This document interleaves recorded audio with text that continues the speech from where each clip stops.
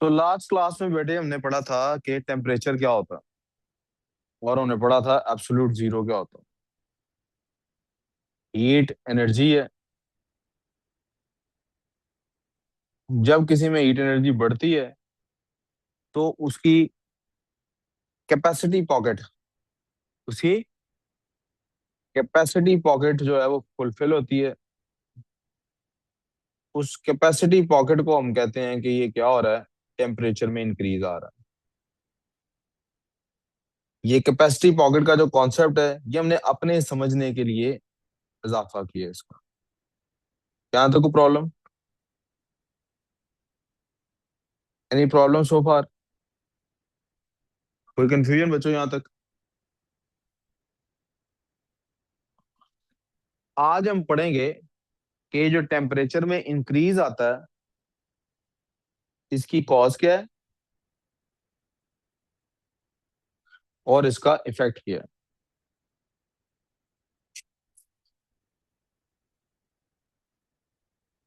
इधर प्लीज अभी इधर तो बच्चों,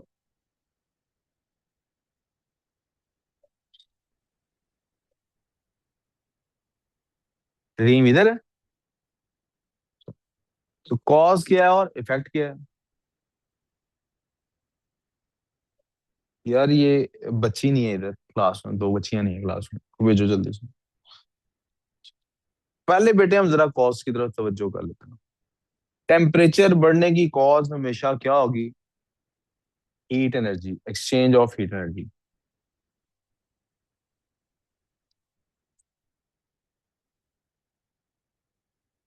तो जरा हम इसकी तरफ तवज्जो कर लेते हैं, ये क्या होती है। इसको समझाने से पहले मुझे आपको समझाना है कि कोई चीज होती है जिसको हम कहते हैं थर्मल कांटेक्ट। क्या कहते हैं? आप फिजिकल कांटेक्ट तो समझते हैं, किसको कहते हैं? थर्मल कांटेक्ट क्या होता है? When two substances are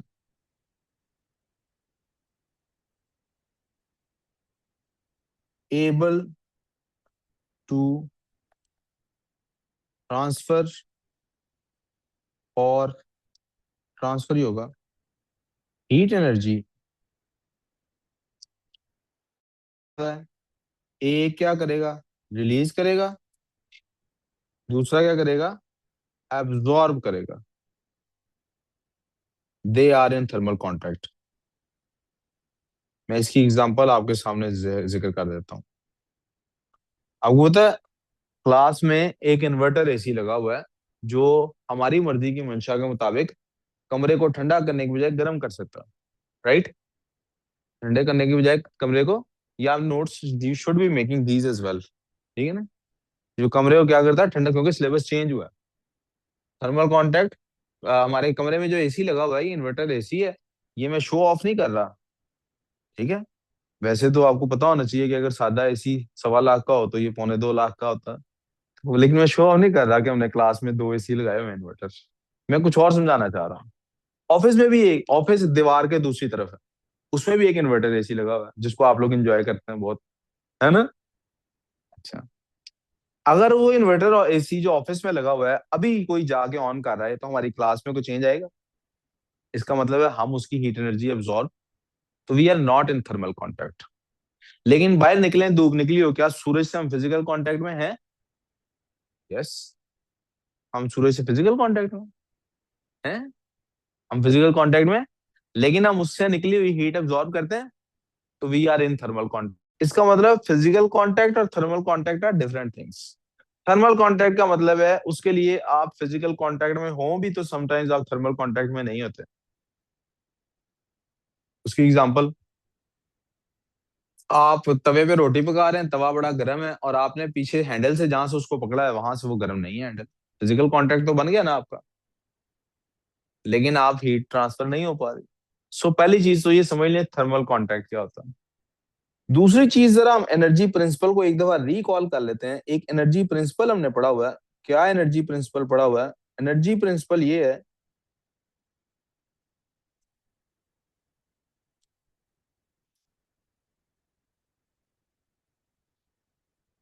energy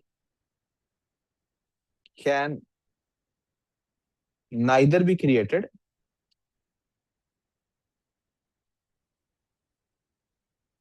not destroyed.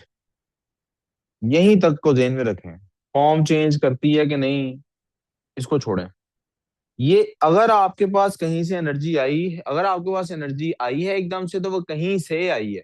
ऐसा नहीं हो सकता कि वो out of nowhere exist करने लग गई। वो एक आदमी होता है ना, वो खुदा में बिलीव नहीं करता होता, या यूं समझिए एग्नोस्टिक होता है, या समझ लीजिए एथिस्ट, जो मर्जी कह लें। वो बहरहाल वो खुदा को कहता है कि तुम खुदा, ऐसे ही बात करता है खुदा से। आप अपने आप को खुदा इसलिए कहते हो कि आप कहते हो कि मैंने हर चीज पैदा की है, राइट। और आप चैलेंज करते हो कोई और बना के दिखाए, राइट। आप कह रहे हो मच्छर के पर भी कोई बना के दिखा दे। तो अब तो मैं बना सकता हूँ, मैं पूरा पूरा रोबोट बना सकता हूँ, मैं जिंदा इंसान खड़ा कर दूंगा, आर्टिफिशियल इंटेलिजेंस आ गई है, रोबोट बनाऊंगा, उस पर स्किन क्राफ्टिंग करूंगा, बंदा बन गया।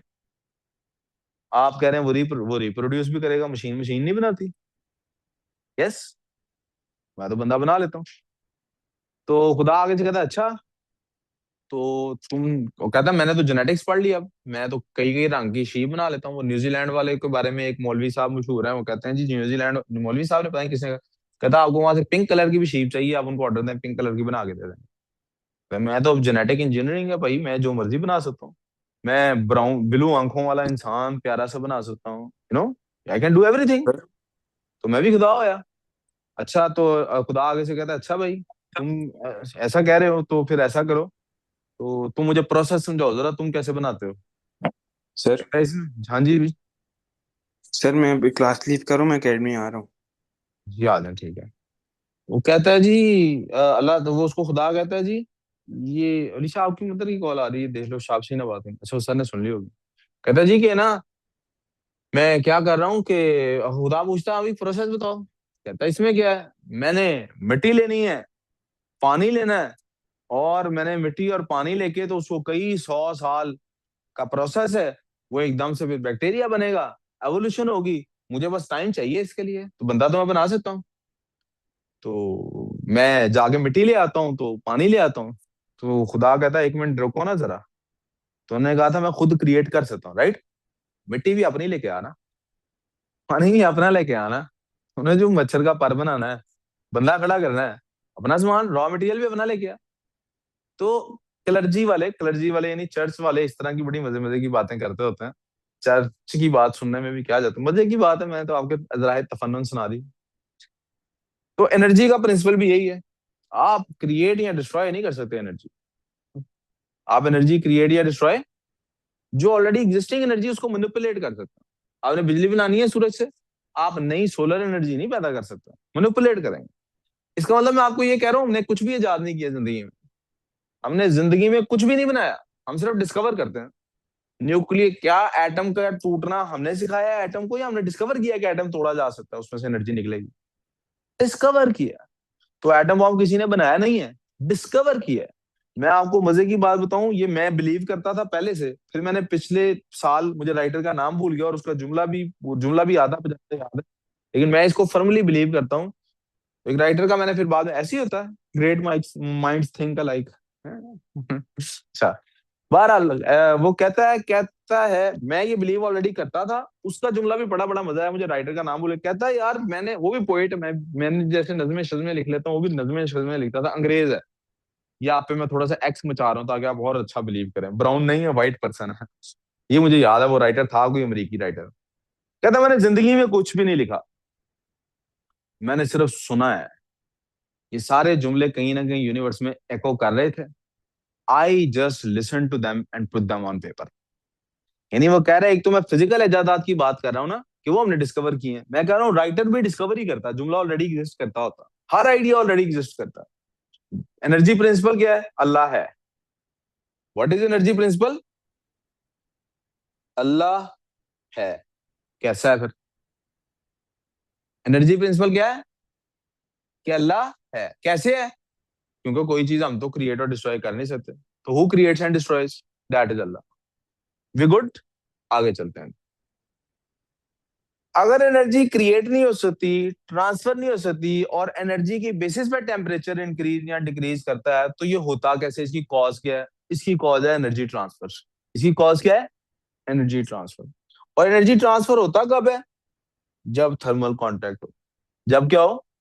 Thermal contact. When in thermal contact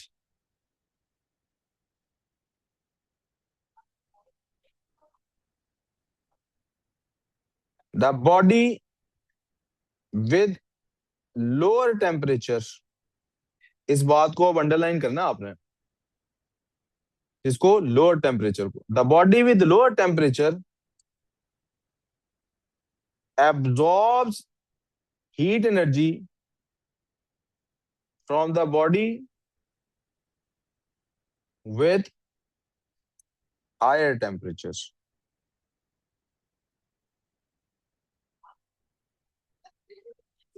इसका क्या मतलब है? मैं अंडरलाइन क्यों करा रहा हूं? क्योंकि point to be noted is temperature, not heat energy.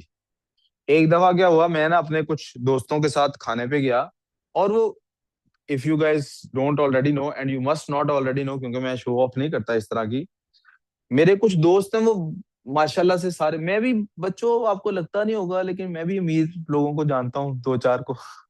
मेरे भी कुछ फौजी ब्रिगेडियर ब्रिगेडियर वाकफ ओह, इलॉन मस्क और सब। है, मेरे भी कुछ डॉक्टर पॉलिटिशियंस को वाकफ हैं, एक आधा मेरा स्टूडेंट आजकल एमपीए भी लगा हुआ है। तो खैर, एक दफा मैं अपने कुछ फ्रेंड्स के साथ कहीं खाने पे गया। एक्चुअली मेरी उन्होंने दावत की हुई थी, तो दे 4 5 पीपल, काफी अरसे बाद में उनसे मिल रहा था, तो उन्होंने मुझे खाने पे बुलाया। हम खाने पे गए। If I have in my name 100 rupees, they have individually in their names 1000 rupees। So मैं फिल्थी रिच वाला कंपैरिजन दे रहा हूँ। अगर मैं मेरी जेब में अगर 100 रुपया है, मतलब इन माई ओ मेरे all of my assets are equal to 100 rupees, all of their assets are equal to crore of rupees, समझ गए? तो वो सारे इंडिविजुअली जितने भी कजन थे मेरे, मेरे से अल्हम्दुलिल्लाह ज्यादा रिच थे, माशाल्लाह हैं भी बहुत अच्छे लोग।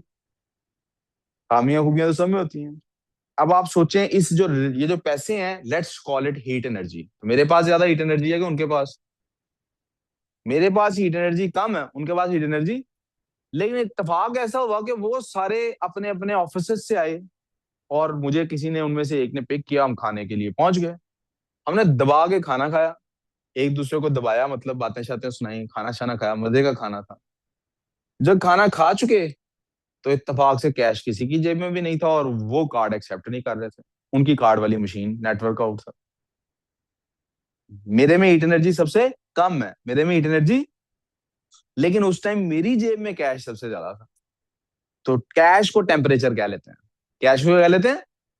तो मेरे पास कैश उस वक्त उनसे ज्यादा था।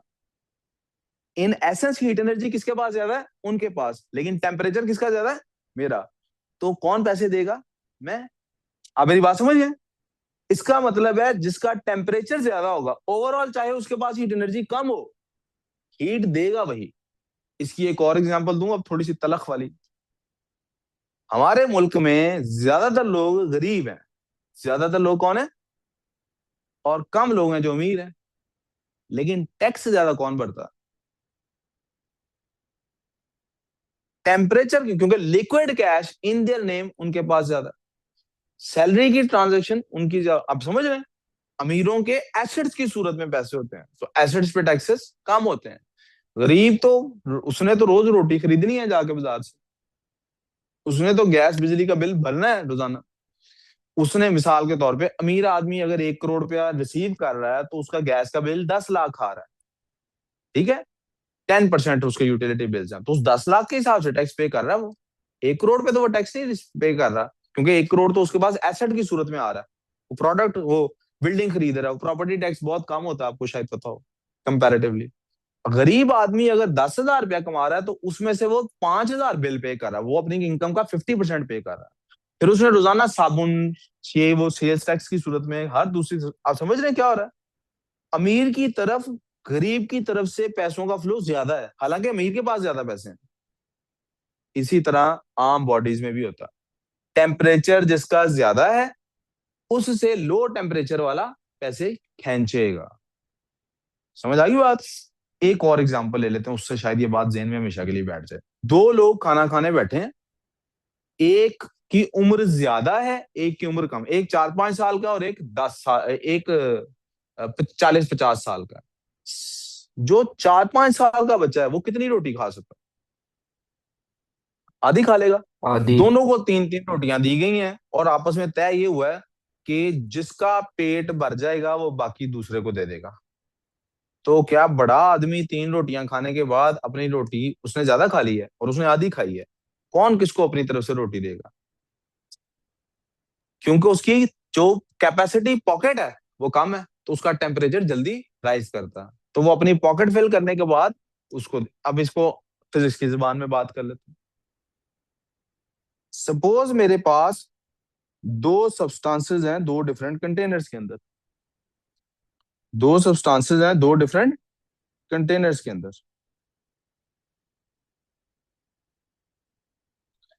यार सही स्क्वायर रेक्टेंगल बन जाए भाई, तुझे क्या मसला है? और ये दोनों आपस में इन कांटेक्ट हैं, ये इनका थर्मल कांटेक्ट है। ये इनका क्या है? थर्मल कांटेक्ट है। क्या है ये इनका? थर्मल यानी कॉन्टैक्ट। यहां से हीट एनर्जी का एक्सचेंज होना है। ठीक है। इस भाई के पास जो राइट साइड पे है, इसके पास फर्ज कर लेते हैं 1500 जूल्स हीट एनर्जी है, लेकिन इसका जो टेम्परेचर है वो है 10 डिग्री सेल्सियस। टेम्परेचर कितना है? ऐसा करता हूँ, राउंड फिगर बनाता हूँ। इसका टेम्परेचर है जनाब 15 डिग्री सेल्सियस। कितना टेम्परेचर है इसका? यहां तक को प्रॉब्लम। ये जो राइट लेफ्ट साइड पे बंदा बैठा हुआ है, इसके पास एनर्जी है जनाब सिर्फ और सिर्फ 500 जूल्स, लेकिन इसका टेम्परेचर कितना है? इसका टेम्परेचर है जनाब 25 डिग्री सेल्सियस। किसका टेम्परेचर, हीट एनर्जी किसके पास ज्यादा है, राइट के पास के लेफ्ट के पास? Let's give them names. Heat energy A के पास ज्यादा है कि बी के पास? बी के पास। तो जिसके पास हीट एनर्जी ज्यादा है, इंट्यूशन क्या कहती है कि उसको एनर्जी दूसरे को देनी चाहिए, राइट? लेकिन टेम्परेचर किसका ज्यादा है? ऐसा कैसे पॉसिबल है? क्योंकि उसकी पॉकेट छोटी है। लेफ्ट वाले बंदे की एक ही थर्मल कैपेसिटी की पॉकेट छोटी है। जैसे होता है ना किसी बंदे का थोड़ी सी रोटी खा के पेट भर जाता है, किसी को वो जल्दी दर्द थोड़ी सी चोट लगती है रोने लग जाता है। ऐसे होता है ना, हर किसी की पेन बर्दाश्त करने की भी तो एक कैपेसिटी होती है ना। हीट बर्दाश्त करने की भी एक कैपेसिटी है। इसको थोड़ी सी एक को हीट मिलती है, इसका टेम्परेचर ऊपर चला जाता है, छोटी छोटी बात पे। ये सरुसामा है, छोटी छोटी बात पे है। और ये आप हैं, डीट हैं, बहुत डीट हैं, जितना मर्जी करो उसने। ठीक है। तो बी के पास हालांकि एनर्जी ज्यादा है, लेकिन एनर्जी ट्रांसफर किधर से किधर को होगा? ए से बी की तरफ। किधर से किधर को होगा? ए से बी की तरफ। और ये कब तक होगा? until their temperature is same। जब तक उनका टेम्परेचर सेम नहीं हो जाता, ये ऐसे ही होगा। सर, कोई प्रॉब्लम जी? बेसिकली जो उनका नॉलेज है वो जूल्स है, और जो उनका पोटेंशियल है वो उनका लाइक डिग्री, उनका आपकी आवाज नहीं टेम्परेचर। सही आ रही। नहीं नहीं, वो टेम्परेचर है उनका कि वो कितना हीट एनर्जी अब्सॉर्ब कर सकते हैं 1 डिग्री चाहिए, उनकी कैपेसिटी है। दैट इज कैपेसिटी वर्ड मैंने उसके लिए इस्तेमाल किया था, नो, फिजिक्स में हम मैं इसके लिए कह रही use हूँ करते हैं। हाँ जी। कि जिस तरह आप कह रहे थे ना, वो मैं कह रही हूँ। क्या? मुझे नहीं समझ आई आप क्या कह रही हो, आपकी आवाज ही नहीं क्लियर आई, दोबारा कह लो। लाइक जो उनकी वो नॉलेज है, और डिग्री सेल्सियस उनकी वो क्या कहते हैं, उनका पोटेंशियल है। नहीं, पोटेंशियल वर्ड नहीं बेटे मैं यूज करना चाहता ना, पोटेंशियल वर्ड की इधर सेंस नहीं है, मैं कैपेसिटी की बात कर रहा हूँ। ओके। कि उन्होंने अपनी 25, लेफ्ट वाले ने अपनी 25 पॉकेट्स फिल कर ली हुई हैं, राइट वाले ने 15 पॉकेट्स फिल कर ली हुई हैं। अब हम ये नहीं देखते कि पर पॉकेट एनर्जी कितनी स्टोर्ड है, हम ये देखते हैं पॉकेट्स बराबर सोए होने चाहिए। यानी फर्ज करो आपकी जैकेट में 6 पॉकेट्स हैं, आपकी बहन की जैकेट में भी 6 पॉकेट्स हैं। आपकी हर पॉकेट में 1000 रुपीज आ सकते हैं, उसकी हर पॉकेट में 100 आ सकते हैं, फिर उसकी पॉकेट फेल हो जाती है। तो आपस में बहस ये नहीं होती कि किसके पैसे इक्वल होने चाहिए। आपस में बहस दोनों बहन भाइयों की ये लड़ाई होती है कि जी पॉकेट्स इक्वली फिल्ड होनी चाहिए, अगर तुम्हारी 3 पॉकेट्स फिल्ड हैं तो मेरी भी जब तक 3 फिल नहीं होती तुम्हें और नहीं मिलेंगे पैसे। We clear okay. बेटे? कोई कंफ्यूजन? तो कॉज क्या हुई भला टेम्परेचर के राइज करने की? Transfer of heat. कॉज क्या हुई? अब एक पॉइंट आपसे छोटा सा साइड नोट टाइप चीज है, और बबली इसलिए है क्योंकि ये कोई फिजिक्स की बात नहीं। When you feel a surface is hot, जब आप किसी सरफेस को फील करते हैं कि वो हॉट है, यू आर एब्जॉर्बिंग हीट। आप हीट एब्जॉर्ब कर रहे होते हैं। आप हीट, ये देखिए मैंने इसको हाथ लगाया इस बोर्ड को, तो मुझे अगर ये बोर्ड, व्हाइट बोर्ड ही हीटेड फील हो रहा है, क्या फील हो रहा है? गर्म फील हो रहा है, तो असल में थर्मल कांटेक्ट के आने के बाद मैं इसमें से हीट एब्जॉर्ब कर रहा हूँ। लेकिन इस वक्त ये मुझे ठंडा फील हो रहा है, तो when you feel it cold, जब आप इसको कोल्ड फील करते हैं, यू आर लूजिंग हीट। आप तब हीट एनर्जी लूज कर रहे होते हैं। तो इसका मतलब है ट्रांसफर हमेशा हीट एनर्जी का होता है, कोल्ड एनर्जी कोई चीज नहीं होती। We good so far? Heat का ट्रांसफर होता है, कोल्डनेस का ट्रांसफर नहीं होता। कोई कंफ्यूजन?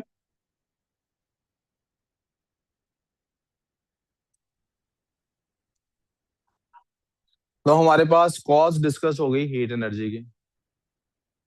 अब इसका इफेक्ट, बेटा बहुत सारा ये चैप्टर मैंने ना केमिस्ट्री में पढ़ा दिया हुआ है।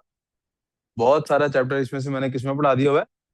केमिस्ट्री में। लेकिन इसलिए मैं इसको बहुत ज्यादा डिटेल में जाने की बजाय समरीली डिस्कस कर रहा हूँ, यूं समझें केमिस्ट्री का वो चैप्टर भी इधर रिवाइज हो रहा है साथ में।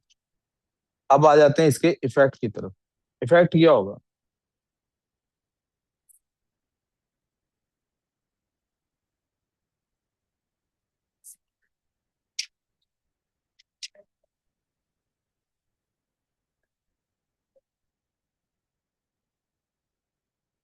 आपके जहन में सवाल ये उठना चाहिए सर ऐसा क्यों है, सबकी कैपेसिटी डिफरेंट क्यों है? सबकी कैपेसिटी डिफरेंट क्यों है? तो जरा मैं आपको ले आता हूं इधर।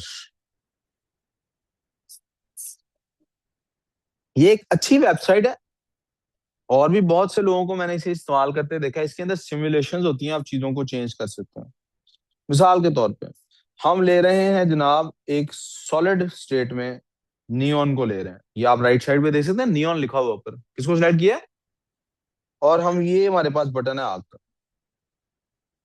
क्या इफेक्ट आ रहा है? उनकी इंटरनल काइनेटिक एनर्जी बढ़ रही है, और ये एक टाइम आएगा ये आपस में जो मिले हुए हैं ये टूटना शुरू हो जाए, स्टेट चेंज हो जाएगी। यस। अब जरा नोट करना है कि ये 63 केल्विन तक गया था।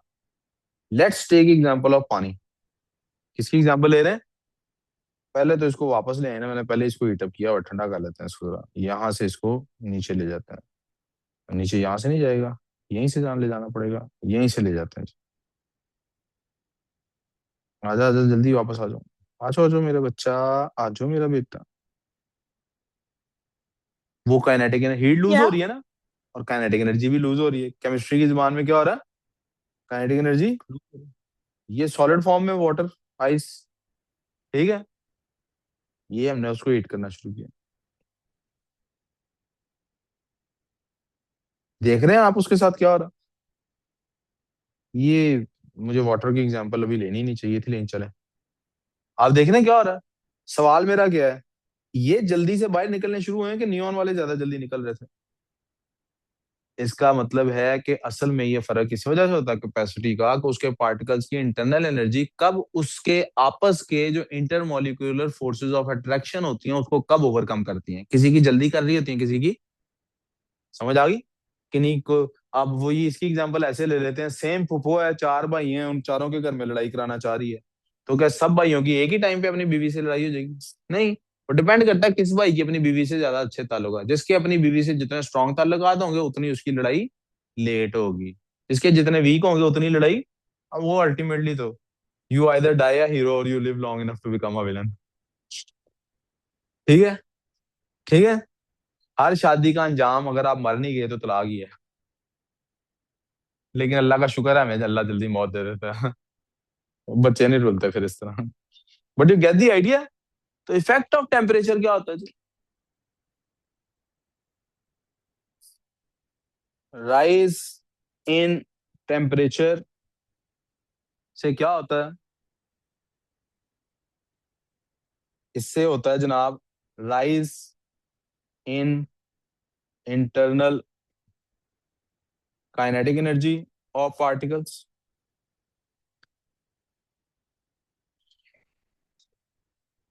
इससे क्या होता है? Motion increases,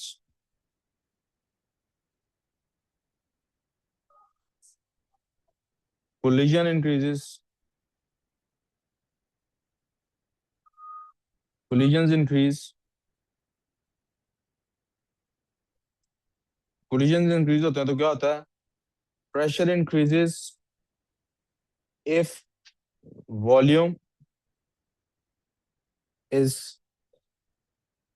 kept constant, if volume is fixed, अगर वॉल्यूम को हम फिक्स कर दें तो प्रेशर इंक्रीज करता है। Volume increases if pressure is fixed, अगर प्रेशर फिक्स कर दें तो क्या होगा? वॉल्यूम इंक्रीज करेगा। यस, चार्ल्स का लॉ आपको याद होगा, उन्होंने क्या कहा था? वॉल्यूम और उसका आपस में रिलेशनशिप होता है। ठीक है जी। मैं इसकी भी आपको सिमुलेशन दिखाना चाहूंगा। अल्लाह करे चल जाए मेरे से।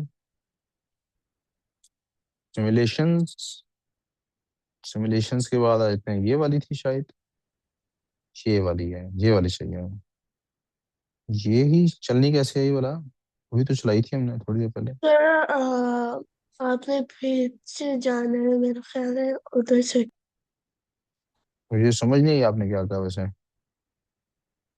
मेरा ख्याल है आपने पीछे जाके करना है जैसा आपने ये सारा था किया था। हम्म, पीछे कहीं तो नहीं है। यस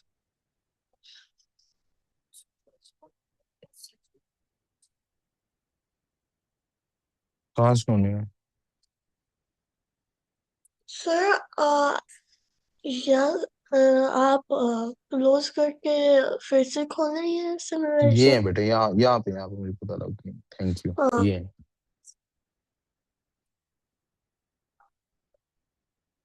मैं इसी भी आपको सिमुलेशन दिखा देता हूँ जरा, ठीक है?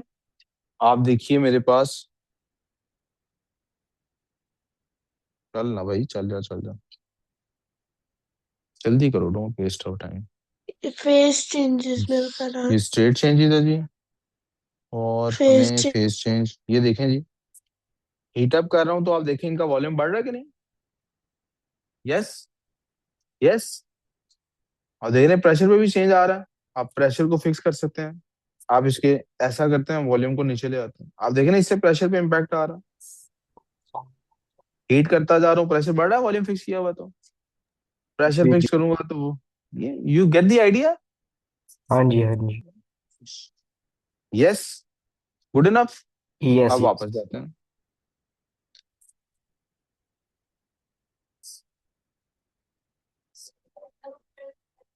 जी ये लिख लें, जल्दी लिख लें जी, लिख लें लिख लें लिख लें। मैं एक मिनट रुक जाता हूँ, आप लिख लें।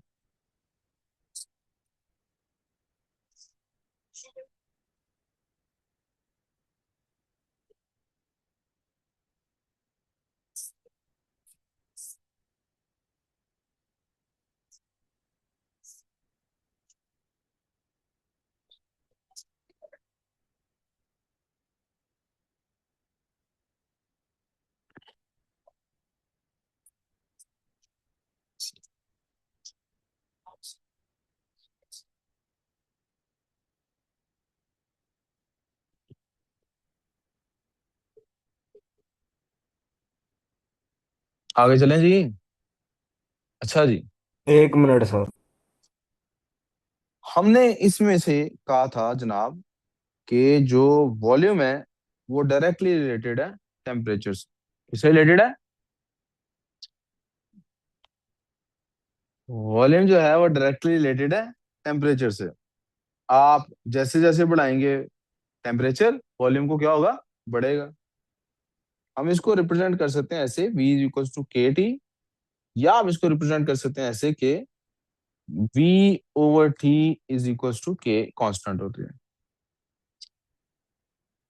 दिस इज कॉल्ड एज, इसको कहते हैं thermal expansion.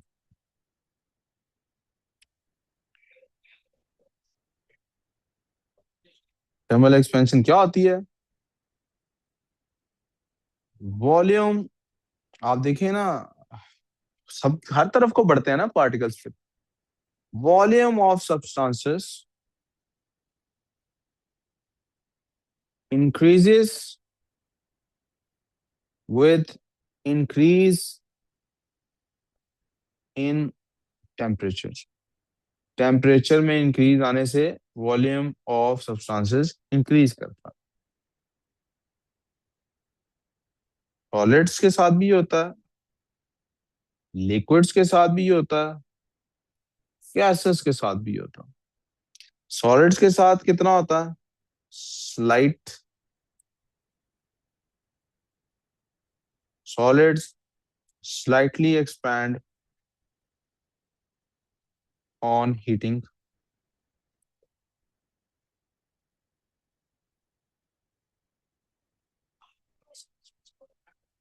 expand more on heating, और gases expand the most on heating। और सबके लिए क्या चीज कॉमन है? And vice versa. वाइसे वर्सा का क्या मतलब होता है बेटे? कि ये बात दोनों तरफ से एप्लीकेबल है। यानी अगर आप हीट करने से एक्सपैंड करेंगे तो कोल्ड करने से या हीट लॉस से क्या होगा? आप करीब आएंगे। इस एक्सपेंशन की बेटे एक हद होती है, इस एक्सपेंशन की एक हद होती है। This is your stage one, this is stage one.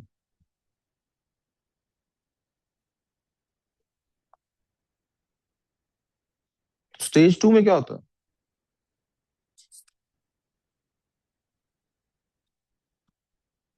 Change in physical state. Stage two पे क्या होता है? फिजिकल स्टेट में चेंज आता है। क्या चेंज आता है भाई? Solid, liquid, energy. ऐसे नहीं बनाएंगे डायग्राम, ऐसे बनाएंगे।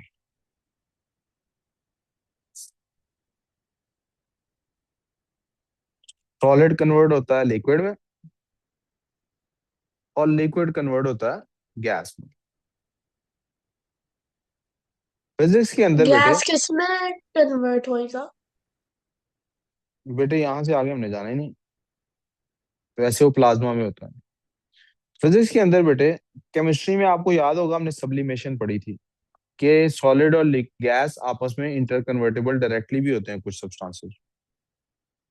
फिजिक्स में ऐसा नहीं होगा बेटे, इधर तवज्जो करनी प्लीज। फिजिक्स में हमारे सिलेबस में सिर्फ सॉलिड लिक्विड गैस का तस्करा है। किसका तस्करा है?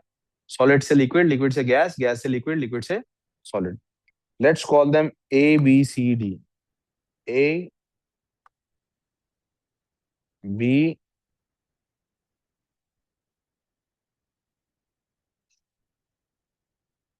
सी डी। ए में क्या हो रहा है बेटे? ए में क्या हो रहा है बेटे? Energy please. Is lost, energy is lost. B में क्या हो रहा है बेटे? Energy is lost. सी में क्या हो रहा है बेटे? एनर्जी इज गेन्ड या एब्सॉर्ब्ड, और डी में क्या हो रहा है बेटे, एनर्जी इज गेन्ड या एब्सॉर्ब्ड। इसका क्या मतलब है? इसका मतलब है जब आप किसी स्टेट में सॉलिड से, अगर आप सॉलिड को हीट अप करेंगे वो एक्सपैंड करता जाएगा और स्टेज टू क्या आएगी एक टाइम पे, लिक्विड में कन्वर्ट हो जाएगा। फिर हीट करते जाए, एक्सपैंड करता जाएगा, एक स्टेज क्या आएगी, गैस बन जाएगी। लेकिन जब आप गैस में से एनर्जी वापस लेते हैं तो वो एक्सपेंशन का ऑपोजिट क्या होगा, वो कंडेंस होगी, क्या होगी, पास आ जाएगी। एक स्टेज आएगी वो लिक्विड में चेंज हो जाएगी, फिर एक स्टेज आएगी वो सॉलिड में चेंज हो जाएगी। भी क्लियर, पार्टिकल्स करीब आते जाएंगे, पार्टिकल्स करीब आते जाएंगे। यहां तो कोई कंफ्यूजन किसी को? हमने पढ़ लिया कि कॉज क्या होती है और हमने पढ़ लिया उसका इफेक्ट क्या होता है। हमने क्या पढ़ लिया, उसका इफेक्ट क्या होता है। यहां तक किसी को कोई कंफ्यूजन है प्लीज बता दें। हमने स्टेट चेंज पढ़ ली, हमने वॉल्यूम का उसके साथ रिलेशनशिप पढ़ लिया। इस रिलेशनशिप को हम पहले भी लिख चुके हैं केमिस्ट्री में, मैं इधर फिजिक्स में भी लिख ही देता हूँ। किसी बच्चे ने सिर्फ फिजिक्स का नोट्स दोबारा रिवाइज करना हो तो उसको पता लग जाए। V1,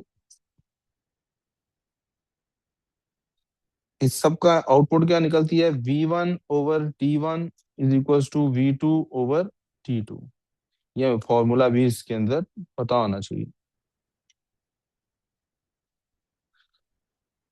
अच्छा जी,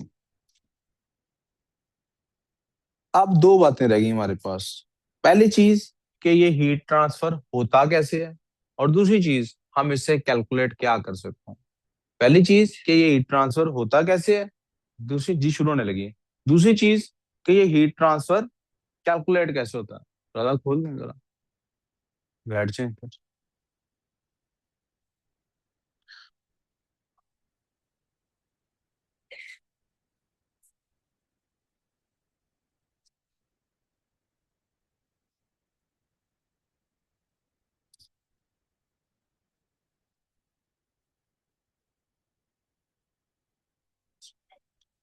ट्रांसफर ऑफ हीट को हम आज ही डिस्कस कर लें। वर्कशीट नहीं फिर सॉल्व हो पाएगी, वर्कशीट नहीं चलें। बस फिजिक्स को यहीं पे क्लोज करते हैं बेटे। आप में से किसी ने कुछ रिव्यू करना है, रिकॉल करना है, कर लें। ये चैप्टर कल ही जाके क्लोज होगा।